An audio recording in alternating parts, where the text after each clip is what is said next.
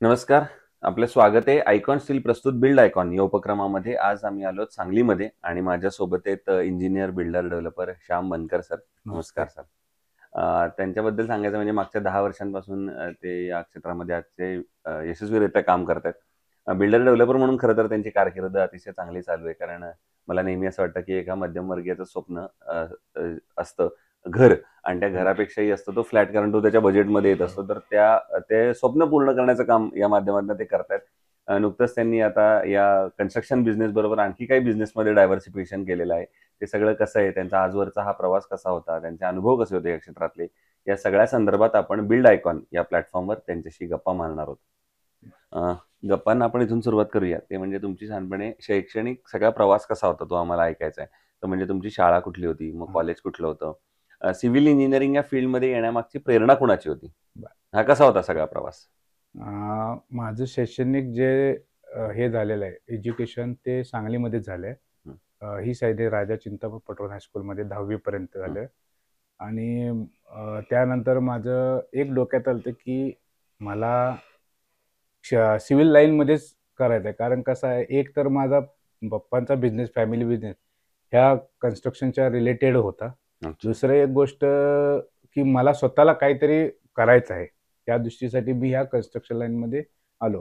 Construction येताना त्यासाठी ते एज्युकेशन घेणं मस्ट आहे. हं, हं. त्यामुळं मी पहिल्यांदा आपलं 10वी झाल्यानंतर मी लट्टे पॉलिटेक्निक जे कुपवाड एम-आय-डी-सीमध्ये आहे, तिथं माझं एज्युकेशन झालं डिप्लोमा. त्यानंतर डिप्लोमा झाल्यानंतर परत डिप्लोमा न थांबता मी पुढचं पोस्ट ग्रॅज्युएशन घेण्याचा माझ्या डोक्यात विचार केला. ते झालं ते आपलं वसंतराव दादा कॉलेज, बुधगाव कॉलेज जे आहे तिथं पी-यू-पी-आय-टी. तिथं माझं एज्युकेशन डिग्री सिव्हिलमध्ये कंप्लीट झाली. मग डिग्री कंप्लीट झाल्यानंतर मग विचार केला, की बाबा आता आपण ग्रॅज्युएशन झाले, तर आपण कन्स्ट्रक्शन लाईनमध्ये उतरायच्या अगोदर आपण आपण स्वतः ह्या फील्डमध्ये येण्याच्या अगोदर आपण काहीतरी ह्याच्यामध्ये माहिती घेतली पाहिजे. म्हणजे ह्यातलं बारीक-सारीक गोष्टी ज्या असतात त्या शिकल्या पाहिजेत. त्या शिक्षण घेण्यासाठी मी एक 3 वर्ष मी जॉब केला. ज्याच्यामध्ये मी पूर्ण ह्यातली जी काही माहिती आहे, बारीक-सारीक गोष्टी शिक्षणाबरोबर प्रॅक्टिकल नॉलेज घेण्यासाठी मी 3 वर्ष जॉब केला. त्या जॉब करण्याच्या पिरियडमध्ये सुद्धा मी मास्टरी कंप्लीट केली कन्स्ट्रक्शन मॅनेजमेंटमध्ये. तिथे जे मगदूम कॉलेज ऑफ जयसिंगपूरमध्ये केली. आणि ज्यावेळी माझं 3 वर्ष मी जॉब केला, त्यावेळी असं त्यावेळी वाटलं, की बाबा आपण तयार झालेलो आहे. मग त्यावेळी आमचे एक फ्रेंड वाघमोडे साहेब म्हणून आहेत. त्यांनी आणि आम्ही असं त्यांच्याकडे आम्ही आलो, की बाबा पप्पांना म्हणलं, "बाबा आपण आता करूया." पप्पांचा ह्या बाबतीत मला खूप सपोर्ट होता, की बाबा त्यांना वाटत होतं, की बाबा पोरग्याचं काहीतरी करावं. मग पण माझं कसं मी एक ॲव्हरेज कॉलेजमध्ये शाळेमध्ये स्टुडंट होतो. त्यामुळे पप्पांनी जे इंजिनिअरिंग करताना सुद्धा वाटलं नाही बाबा, की माझं पोरगं करेल का? मग मी म्हटलं पप्पाला एकच सांगितलं, "पप्पा मी करतो. माझ्या पद्धतीने जेवढं होईल ते मी पूर्ण करून घेऊ शकतो" म्हणलं. मग ज्यावेळी आम्ही ह्या लाईनमध्ये 2015ला ज्यावेळी उतरलो, त्यावेळी आम्ही पहिलेच ह्याच एरियामध्ये कॉलेज करून एरियामध्ये आम्ही पहिली साईट कंप्लीट चालू केली. त्यावेळी एकच होतं, की जेवढं आपल्याला आपल्या कामामध्ये झोकून देता येईल, तेवढं त्या पद्धतीने बारीक सारी गोष्टी नॉलेज घेऊन करा, की जेणेकरून आपण आत्ता आणि पुढच्या 5 वर्षांमध्ये लोकांना काय त्रास होईल ह्या पद्धतीने आम्ही अभ्यास करून आणि प्लॅनिंग करून करत होतो. ओके. हं. आणि असा सगळा हा हं. आतापर्यंतचा प्रवास होता. त्यातला फक्त एक महत्त्वाचा टप्पा मला फक्त विचारायचा आहे, ते म्हणजे ग्रॅज्युएशन संपल्यानंतर तुम्ही म्हटलं सर्व्हिस प्रॅक्टिस केली हं. आणि पुन्हा जेव्हा तुम्ही इकडे आलात, हां. तेव्हा जो पहिला प्रोजेक्ट केला इंडिव्हिज्युअल हां. काय म्हणतो इंजिनिअर म्हणून, हां. तर तो कसा होता त्याचा अनुभव आणि त्या संदर्भात काय सांगाल? आता पहिला प्रोजेक्ट करताना आम्ही पार्टनरशिपमध्येच केला. बरं. कारण आता ह्या लाईनमध्ये तसं बघायला गेलं तर इंडिव्हिज्युअल करण्यासारखं म्हणजे नाही. पण कारण कसं आहे, काही आपण नवीन पहिल्यांदा होतो. त्यामुळे कोणाला तरी एक्सपिरियन्स माणसाला घेऊन करायचं होतं. मग पहिलाच प्रोजेक्ट आम्ही केला. आमचं जे आता कॉलेज करून ऑफिस आहे, तीच बिल्डिंग आमची पहिली स्काय व्ह्यू टॉवर म्हणून. त्याच्यामध्ये आम्ही त्या लोकेशनला, कारण आम्ही लोकेशन घेतलं आणि त्या लोकेशनला अशी बिल्डिंग करा, की ती लोकेशनचं नाव व्हायला पाहिजे. त्या लोकेशनला आमच्या बिल्डिंगच्या नावावरून ओळखायला पाहिजे, की बाबा हे ह्या एरियातलं आहे. आम्ही त्या पद्धतीने केलं वर्क. बरं. मग ते क्रेडाईचं ऑफिस तिथंच आहे. नाही, नाही. आपलं ते ते इथं पलीकडच्या इथं ह्याच्यात आहे. नाही, बरं. नाही, नाही. क्रेडाईचं ऑफिस आहे ते ते बापटमाळ्यात आहे. बापट मळ्यातलं आहे. आमचं ह्या कॉलेज अच्छा, कॉर्नरला अच्छा. आहे. कॉलेज कॉर्नरला आहे. बरोबर. पेट्रोल पंपासमोर. येस. आता या क्षेत्रातल्या आणखी काही प्रश्नांकडे येऊया. त्यातला एक महत्त्वाचा प्रश्न म्हणजे आता तुम्ही एवढे वर्ष याच्यात काम करताय म्हणून या क्षेत्रामध्ये अकुशल कामगार किंवा अनस्किल्ड लेबरचं पर्सेंटेज बरंच जास्त आहे. हो. आणि अशा लोकांबरोबर काम करणं बऱ्याचदा धोकादायक सुद्धा ठरू शकतं. जर त्यांना काही महत्त्वाची जबाबदारी दिली तर. बरोबर. तर तुम्ही ही कशी परिस्थिती हाताळली एवढे वर्ष? आता कसं आहे, तुम्ही जसं म्हणताय अकुशल आणि अनस्किल्ड लेबरला जर असलं तर आम्ही आम्ही एक तर आम्हाला आवड म्हणा किंवा किंवा आमचं ते रिस्पॉन्स म्हणा, आम्ही डेली प्रत्येक साईटवर आम्ही हजर असतो. बरोबर. म्हणजे आम्हाला ते आवड आहे. आणि एक आहे की आम्ही रिस्पॉन्सिबल आम्ही स्वतःला धरतोय बाबा. ते अनस्किल्ड जर असला, त्याला त्याला जरी काम जर आम्ही सांगितलं, तरी सुद्धा आम्ही ते बारकाईने बघून घेतो बाबा त्यांनी कुठल्या प्रॉपर घेणं केलाय, पॅरामीटरमध्ये केलाय का नाही. आणि मग आम्ही ते झालं, तरच आम्ही त्याला बाबा ते पुढे तर आम्ही स्वतःहून परत करेक्शन करून तयार करून घेतो. बरोबर, बरोबर. हा जसा एक अनस्किल्ड लेबरचा मुद्दा आहे, तसा मला बिल्डर डेव्हलपर म्हणून कायम एक मुद्दा असा वाटतो, की आता तुमच्या साइट्स आहेत त्या वेगवेगळ्या ठिकाणी चालू आहेत. बरोबर आहे. सर्व ठिकाणी आपण कन्स्ट्रक्शनचा दर्जा चांगलाच देण्याचा प्रयत्न बरोबर आहे. करतो. पण प्रत्येक साइटचं बजेट वेगवेगळं असतं. म्हणजे तिथला तिकीट साईज वेगळा असतो. बरोबर. तर अशा वेळेला ते बजेट आणि क्वालिटी या दोन्हीचा समतोल मग तुम्ही कसा राखता?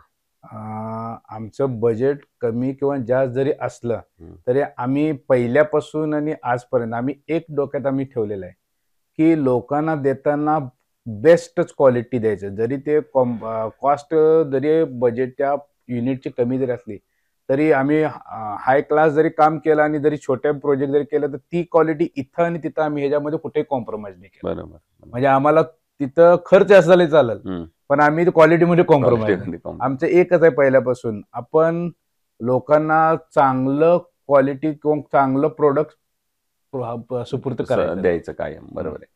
आता एक वेगळा प्रश्न आहे यापेक्षा. तो म्हणजे असं की असं म्हणतात की एखाद्या शहराचा किंवा जिल्ह्याचा विकास कसा होणार हे जर विचारायचं असेल तर दोनच लोकांना विचारायचं. एक म्हणजे राजकारणी आणि एक म्हणजे बिल्डर. या दोनच लोकांना माहित असतं की पुढे जिल्ह्याचं काय होणार आहे. त्यातले एक माझ्या समोर आहेत. पण त्याच्यात तुमच्याकडे अजून एक अँगल आहे, ते म्हणजे तुम्ही इंजिनियर सुद्धा. तर एक इंजिनियर म्हणून आणि बिल्डर डेव्हलपर म्हणून जर तुम्हाला काय वाटतं शहराचा जिल्ह्याचा सांगली जिल्ह्याचा एक सर्वांगीण विकास असं जर आपण डोळ्यासमोर आणलं तर पुढच्या 10-15 वर्षात कुठल्या क्षेत्रावर काम करण्याची गरज आहे असं तुम्हाला वाटतं? आता सगळ्यात पहिला म्हणजे आपण पहिला मेन म्हणजे रस्त्याचं प्रॉपर व्हायला पाहिजे. कारण आपण बघतोय पावसाळ्यात आपल्या इथं पूरची परिस्थिती येते, कारण नदीकाठी आपलं सांगली गाव आहे. तर त्यामुळे मेन रस्त्याचं काम प्रॉपर आणि ड्रेनेज सिस्टीम हे जर झालं तर पूर परिस्थिती जी राहते ती होणार नाही. आणि दुसरी म्हणजे लोकांना जसं आपण नवीन एखादं शहर वसवतो, टाउन प्लॅनिंग करतो, प्लॅनिंग करून ते घेतात. त्या पद्धतीनं आपल्याला जेवढं काय आत्ताच्या परिस्थितीप्रमाणे करता येईल तेवढं आपण करून घेऊ. बरोबर आहे. जर रस्ते आणि बाकीच्या मूलभूत सोयी असं जर म्हणलं तर मग शासनानं काय पावलं उचलली पाहिजेत असं तुम्हाला वाटतं? शासनानं उचलताना पाऊल जो आपला डीपी प्लॅन जो आहे, त्या डीपी प्लॅनमध्ये मार्किंग आहेत ते. त्याप्रमाणे आपण ते प्रॉपर जे झालेले आहेत त्याप्रमाणे रस्त्याची पहिला मार्किंग करून मोठे जे रस्ते ते करून घेतले पाहिजेत. कारण काय व्हायलंय, की रस्ते कागदावरच दिसायला जागेवर नाही. त्यामुळं तिथं रहदारी म्हणा, तिथं ट्रॅफिक हा जो मुद्दा आहे ना, त्यामुळं जे काय आहे, भले त्याला काही ना अतिक्रमण ते काढून घेऊन तुम्हाला जे काय करता येईल ते करून शासनानं करून मोठे रस्ते करून घेतले पाहिजे. बरोबर आहे. दुसरं तुम्ही कन्स्ट्रक्शन सोडून पण आता बिझनेस डायव्हर्सिफिकेशन काही केलेलं, तर त्या नवीन व्हेंचर बद्दल काय सांगाल? आता कन्स्ट्रक्शनमध्ये आम्ही ज्यावेळी 7-8 वर्ष झाल्यानंतर आमचं एक पप्पांचा आणि माझा एक डोकं आमच्यात प्लॅन आला, आमच्या विचार आला, की बाबा कन्स्ट्रक्शनचं चालू करताना आपण एक हॉटेल इंडस्ट्रीमध्ये जाऊया. त्याच्यामध्ये आपण एक असं प्रोडक्ट तयार करू, की मार्केटला आहे आपल्याकडं, पण आपण त्याच्यापेक्षा काय देऊ शकतो, त्या देण्यासाठी आम्ही ह्या लाईनमध्ये उतरलेलो आहे. आता आम्ही 2019 पासून आता 2023ला आमचा जो प्रोजेक्ट हॉटेल कंप्लीट झाला. 23 पासून ते आज अखेर आम्ही 2 वर्षामध्ये आम्ही लोकांना सर्व्हिस, लोकांना फूड हे जसं आम्ही कन्स्ट्रक्शनमध्ये जसं आम्ही क्वालिटी आणि बेस्ट देतो, तसं पण आम्ही ह्या इंडस्ट्रीमध्ये बेस्ट द्यायचा प्रयत्न केला. ओके. पुढचा प्रश्न असा आहे, की आतापर्यंत पूर्ण केलेल्या साईटपैकी एखादी आयकॉनिक साईट सांगू शकाल का? म्हणजे जी करताना तुम्हाला आनंद, अभिमान जास्त होता, त्या साईटमध्ये काहीतरी वेगळेपण होतं आणि ज्या साईटनं तुम्हाला स्वतःची नाव ओळख दिली? तसंच बघायला गेलं तर सगळेच प्रोजेक्ट आमच्या आयकॉनिकमध्ये जसं नाव आहे आयकॉन्स तसं आमचं आयकॉनिक्स आहे. कारण आम्हाला ते बेस्टच करायचं आहे. त्याबद्दल तसं म्हणलं तर आमची बापडमाची स्कीम जी आहे, जस्ट 1 वर्ष झालं आम्ही प्रदर्शन दिले. G+10 ची बिल्डिंग आहे. त्या बिल्डिंगमुळं म्हणजे मार्केटमध्ये तसं बघायला आमचं नाव खूप झालं. काय वेगळे पण होतं आणि त्या साईटमध्ये? तेच की बाबा त्या ज्या लोकेशनला जशी बिल्डिंग व्हावी हम्म. तशी बिल्डिंग आमच्याकडनं केली.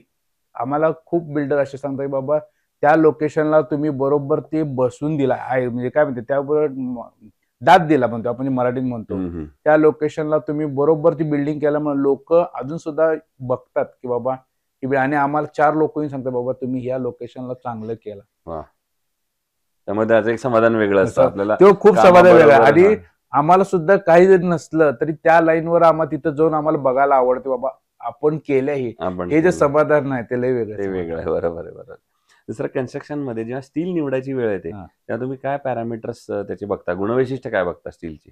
आम्ही स्टील निवडताना पहिला ते ब्रँड असतो, ब्रँडची क्वालिटी चेक करू. क्वालिटीमध्ये कसं त्याचं टेन्साईल स्ट्रेंथ, त्याचा बारचा साईज, नंतर तुमचे त्याचे जे स्पेसिफिक कॅरेक्टर आहेत, जे सगळे जे ज्या रिलेटेड येतात ते सगळे आम्ही प्रॉपर चेक करून मग करू. मग बघतो. आयकॉन स्टील तुम्ही यापूर्वी कुठल्या प्रोजेक्टमध्ये वापरलंय का, आणि तुमचा अनुभव प्रॉडक्ट आणि सर्व्हिस म्हणून कसा आहे?